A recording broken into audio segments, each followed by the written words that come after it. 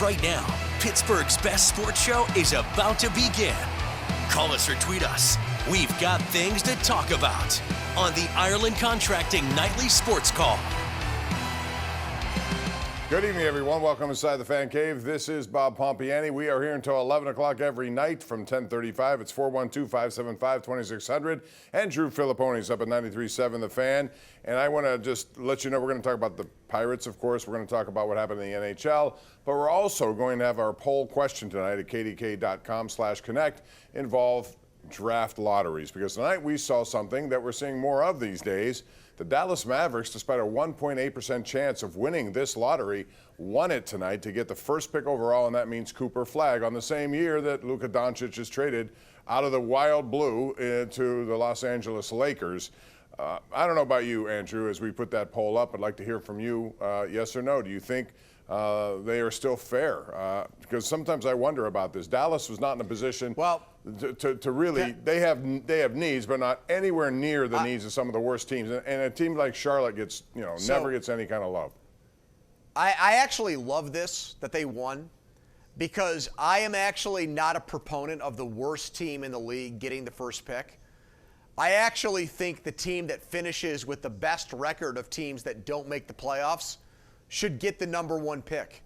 Because I think you should do everything in your power as a league to try to make it so teams don't tank or give up on seasons just to get the number one pick. And so that, to me, is the perfect consolation prize. When you don't make the playoffs, okay, what's the next best thing? You get the top pick in the draft. And so I love the fact that Dallas won it. But that's not the way it's currently set up. It's currently set up so that you're supposed to have a better percent chance. And I understand what you just said, but under the current system, you just asked me my opinion on how I think they should give out the first pick, I think, and that's what I'm telling you. What I'm asking, do you think the current system is fair, though, the way they do it? Well, I don't like just rewarding horrible teams. I don't think we should have a situation where, let's face it, Washington in the NBA probably threw bad lineups out there and lost games on purpose to get the number one pick. I'm happy they didn't. I'm happy that they were not rewarded for that. That's not the way it should work. The Rockies, for being an incompetent franchise in baseball, they shouldn't get the number one pick for that reason. You should have to do something to get it, in my opinion. Or the other way around, that is, just give every team that misses the playoffs the same odds of getting the number one pick. So that way no team goes out of its way to try to lose games. I'm just totally against that. I just do not think in professional sports, when you have people that are spending money to go to games and spending money to watch games through cable or streaming service, I don't think any team should try to lose games on purpose. So the more we do to try to prevent that from happening is better, in my opinion. And so the fact that a team that was almost in the playoffs won the rights to the number one pick, I think in the end is a great thing for sports. Maybe so. I understand what you said. You made a couple of adjustments there, which I would agree with. But currently, the way it's set up, I just don't like it. I also like, though, the way the NBA handled this versus what the NHL did. I could not make heads or tails of what the NHL was doing. Oh, that's true. They made it very convoluted for me, and I think they need to look at their way of drafting and make it just easy for people to understand instead of complicated the way that was. All right, let's get on to the Pirates, because a lot of the things we saw under Derek Shelton have continued a little bit. We saw tonight similarities there. Paul Skeens goes on the mound and pitches a good game, 6 innings, 1 run. He's not one of these guys who shows a lot of frustration, but I imagine internally he's saying, what do I got to do to win a game? They're now 3-5 with him on the mound. Yeah, and they haven't scored more than 4 runs in a game since April 22nd. They're the lowest scoring offense in the league, even fewer runs than Colorado. Bob, other than O'Neal Cruz, who's out right now because of the back issue, you don't have another good hitter on the team. Joey Bart's hitting for a very high average, but he drives in no runs. He's got 1 home run. Andrew McCutchen, I think, is pulling more than his weight, as a matter of fact, in his late 30s, but he's not supposed to be one of your better hitters, and he is.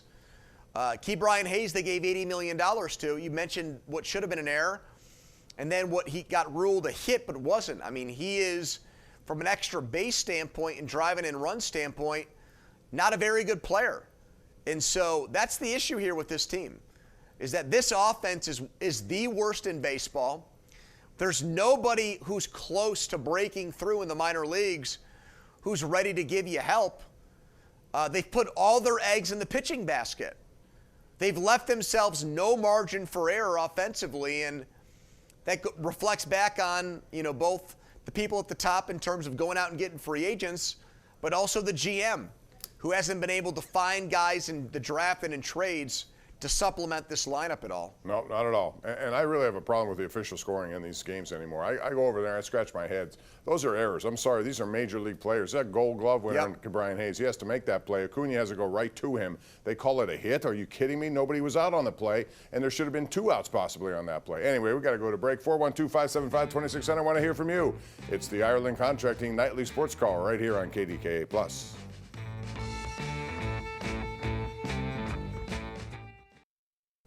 All right, welcome back. One more thing about this NBA and the lottery system. It's our Xfinity mobile tweet of the night from Field Yates. He said, since the NBA changed its lottery system in 2019, the team with the league's worst record has never won the lottery and picked first overall. This marks the 3rd straight year that the team with the league's worst record will pick 5th overall. All right, we talked a lot about that. I'd like to hear from you. Call us at 412-575-2600. Andrew, we got a ton of calls. Let's go right to them, beginning with Rick in Squirrel Hill. Go ahead, Rick. Andrew, how are you? Good. I was just thinking, if the Pirates somehow would sign 2 good players in the offseason, I think it could increase the attendance from about 18,000 a game to, say, 32,000. And that, say, tickets are about $30 each. This would be an increase of $420,000 per game, or $34 million per year. And that would easily pay for 2 good players, and that doesn't even include... Rick, they get enough in the luxury tax and what they get from outside... some of the other things they get from the general fund that baseball gets. I mean, they make $100 million just by showing up. There should be no excuse for signing players when you don't have any in your system. Right, Andrew? I mean, really, not going to count on that. Well, last year there was a report that they lost money. I don't believe it. Which, no one's given me the books. So I have to trust the reporting that's out there, so I'm not going to denigrate anybody that did that work. I'm not either, but I'm just saying we had 2 guys on the radio today who both are national writers, one of whom is a Hall of Fame writer, and they both disagree with that, Again, until you see books, they're not going to show you books. How do we really know? And how do you even know that the books are legit, Bob? I mean, that's kind of the other side of it too, right? I mean, you can probably twist numbers and change them to push whatever narrative you want. Look, the bottom line here is that we had a game tonight where a team had a $325 million payroll, and they played against a team with a $90 million payroll, okay? So that means that there was a $230 million difference between the 2 teams. I mean, that's ridiculous. That should not be the way professional sports work, where one team is able or allowed to spend that much more than the other. You wouldn't play a game of Monopoly, Bob, where I was the banker and I started with $500 and you started with only $30. That wouldn't make sense. You wouldn't want to play.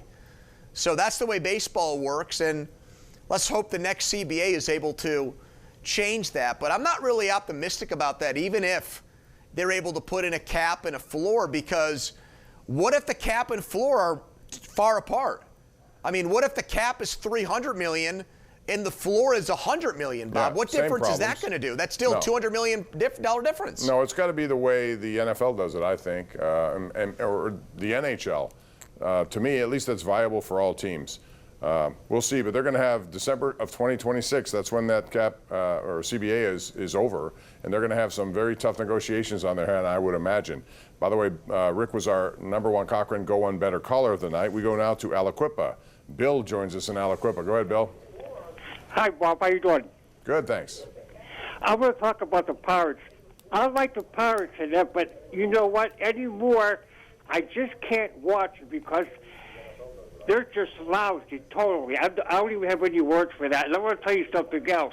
I can tell you right now in May, the way the season's going, I guarantee you, they're going to lose over 100 games. And I hate to say that because they're my team, but they're going to lose over 100 games. Well, they're on pace for that. They're on pace for that and more right now. So, by the way, I go back to that inning. You know, we're talking about some of the little things that maybe Donnie Kelly can be judged on as this season moves on. I don't know if it's so much winning getting to 500, whatever he does the rest of the season. But development of players I would imagine, be something big for him, and also how they do the little things in this small ball situation. They have to.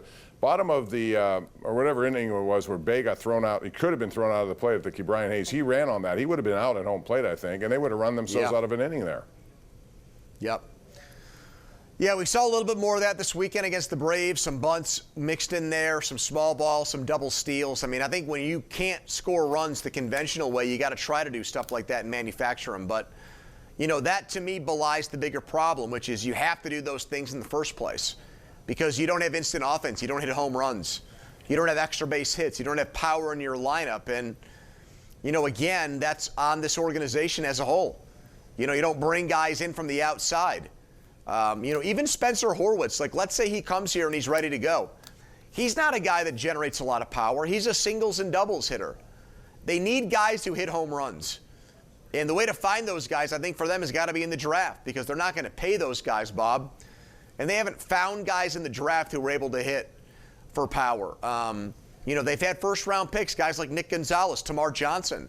They're Henry middle Davis. infielders. They're not big power hitters, yeah. Henry Davis was supposed to be power. one of them. Yeah, and he's not doing it. I still don't know what to make of him. Have you given up on him totally? Because I still think I'd rather see him if Donnie Kelly's going to run Gorski out there every day, and that's fine. You got to find out sometimes. I would like to see a steady diet of Henry Davis moving forward. They're 14-28. To me, the biggest thing about the rest of this season ultimately will be what guys are available to you next year as part of your roster, maybe a core group. And I think you have to determine that. Do you? I do, but I mean, at the expense of who? I mean, do you look at Joey Bart as just a guy, or do you think that he has a chance to be a good catcher? Because he's not an older player. You also said he has one home run and he doesn't drive in runs. Right. So he's been playing a lot more Bob. than Davis. All I'm saying is I got to find out somehow, some way, and I'd rather see him bat a lot. I just noticed him tonight. McCutcheon's in the field. Bart's a DH. Davis catches. You can mix and match some things to get him more at bats. I just want to see more, you know, in the hopes that I can get something out of this guy. Well, what I've seen so far has been really bad, but your point is accurate in that you're so far out of it. You're 9.5 games out of first place. You're one of the worst teams in Major League Baseball. If there was a team that could afford to give Henry Davis a long runway and a chance to hit, it's this team. So when you've got a lot invested in a guy 1-1 pick, why not? I mean, I don't have high expectations for him at this point or high hopes, but you might as well just give him a shot, Bob, and see what he does with it. John in Castle Shannon is our next caller. Hello, John. How are you? Hi, Bob. How are you today, sir? Good. Thanks. Go ahead, man. Hey, Bob. Honestly, you got to do something like. Why don't they just let the Pirates tank it all? That's all. They're done. That the manager and the owner, they got to go. What do you think? Well, I mean, you're not, I don't know. At the end of the season, Ben Cherington, if things don't improve, I think will be gone. But the problem with that, though, is he's going to have his hands all over this next draft, and that's coming up. And I don't know how they really play that. You know, to me, I thought it was going to be a twofer deal. I really did. I thought they were just going to try to make changes here. But then again, who do you choose as your next general manager? Unless you wait till the end of the season and there are more guys available, I suppose, Andrew. What would you do there? Well, I think you got to go poach somebody from one of the smaller market teams that's had success. And I get it. Like, you could risk it, I guess, and hire somebody from the Dodgers or the Cubs or the Mets or any of those teams. But, you know, I'd like to have somebody who has a resume of working for a team that had to deal with financial obstacles and a lack of resources and still found a way to win. And that would be my idea. I mean, you tried the route of bringing in a World Series winning GM, but he did it in Boston, where it's much easier. So that would be my advice to Bob Nutting. Let's bring somebody in from a Milwaukee or a Cleveland who's found a way to win despite not having a lot of money at his disposal. We're going to do it for a break, Andrew. We'll take it right now. Come back with more. This is the Ireland Contracting Nightly Sports Call, 7 nights a week, or right here on KDKA+.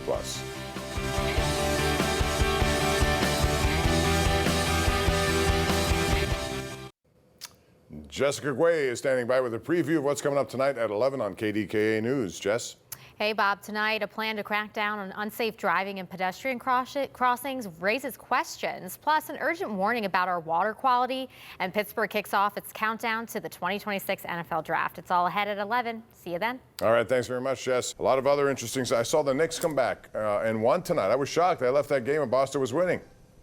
And Tatum's out. He had a lower leg injury. It looked like a knee. So he could be done for the rest of the series and maybe the rest of the playoffs, Bob. That's huge. No question about it. We'll see if the Cavs can come back from a 3-1 deficit. The Pacers. I told you. I know you I like warned the Pacers. you about the Pacers, and you didn't listen. But it's not over yet, Boney. We'll see how it goes. No, it's over. That's going to do it for us. Thanks for joining us. Bob. We'll do it again tomorrow night right here at 10:35. Thank you for watching. Call us every night right here on the Ireland Contracting Nightly Sports Call. Have a good night.